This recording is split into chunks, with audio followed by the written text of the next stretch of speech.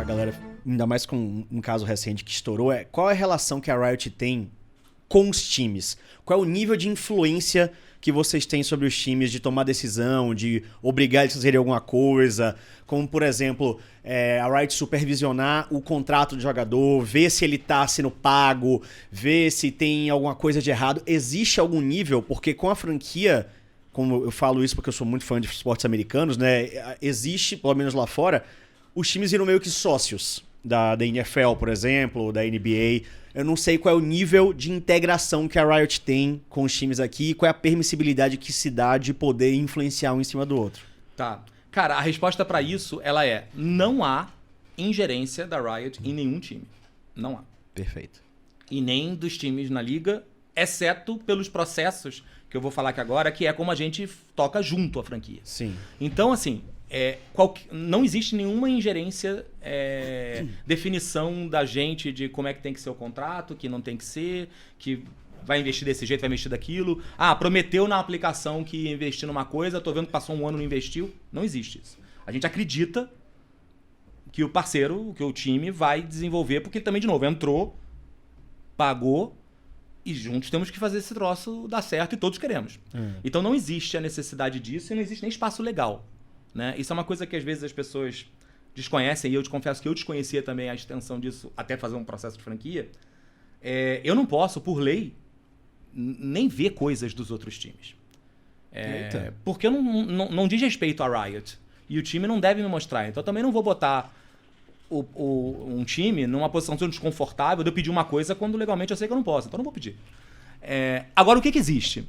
Quando a gente fechou a franquia, dentro dos princípios da franquia, tinha uma série de coisas que a gente falou assim, cara, vai rolar isso. Porque isto faz parte de um crescimento saudável do cenário. Por exemplo, piso salarial para jogador. E uma lógica de discussão de aumento contínuo ano a ano desse piso. Isso, para mim, era uma premissa. E quem entrou na franquia, assim, ninguém discordou desse ponto. Mas, se tivesse discordado, já não tinha entrado. Porque isso era um critério que a gente chamava de... não era nem de qualificação, era de diferenciação. Tá dentro, tá fora. Tá fora. Contrato meus jogadores de um contrato meio louco lá que a legislação brasileira tá fora. Tchau. Tá fora. Então, assim, a gente definiu algumas coisas. Estas coisas viraram premissas de funcionamento da liga. Então, coisas simples do tipo, cara, quando chegar no final, um time tem que cumprir os seus obrigações contratuais com seus jogadores, técnicos e tudo mais. E a gente tem algumas mecânicas. No final do ano, no final de cada split, a gente tem que bater que esses caras estão quites, né, os jogadores estão quitados de suas pendências e os times pagaram, pra gente autorizar a inscrição pro próximo. No meio do caminho, qualquer problema que acontece, a gente senta e conversa. Então a gente entende o que está acontecendo, mais como um consultor dos times de, cara, isso aqui pode te gerar um problema nesse pedaço do contrato, melhor resolver assim, esse caminho parece bom, tá correto e tudo mais. Dentro da franquia, a gente ainda tem uma outra coisa que ajuda nesse processo da gente conversar, que é o que a gente chama de comitê do CBLOL. O comitê do CBLOL é uma reunião que acontece todo mês. E se tiver gente que participa do comitê do CBLOL aí, já sabe que é só aquela reunião cheia de café, 10 horas da manhã que a gente fica, né? Como que funciona? A gente tem uma pauta, que é uma pauta fixa, e vem todos os donos de times e seus staffs que tem que estar naquela conversa para discutir todos os assuntos da liga.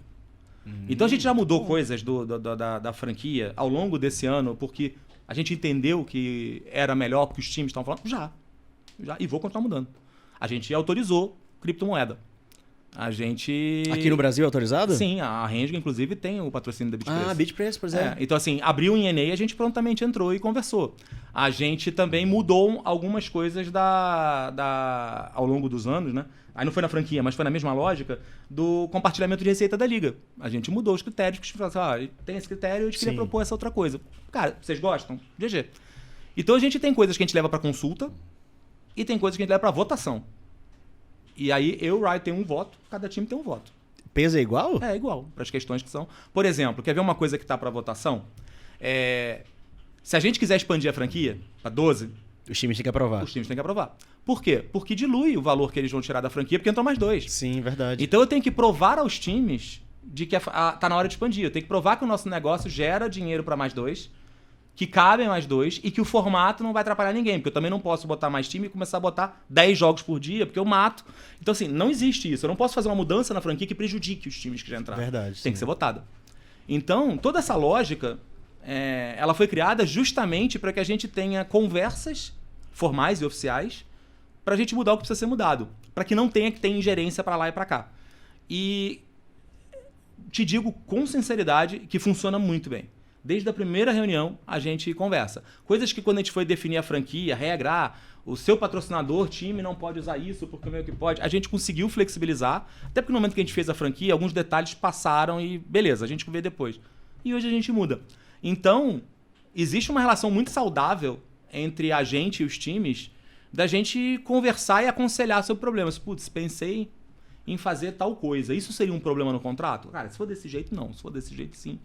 Você precisa disso? E tudo isso funciona sem que precise haver ingerência. Outra ideia que veio dos times, o nosso apoio ao in-house. Pedro Fracasso, falei que ia falar teu nome. Opa, isso que eu queria falar sobre in-house. Então, isso veio dos times. E a gente achou um barato.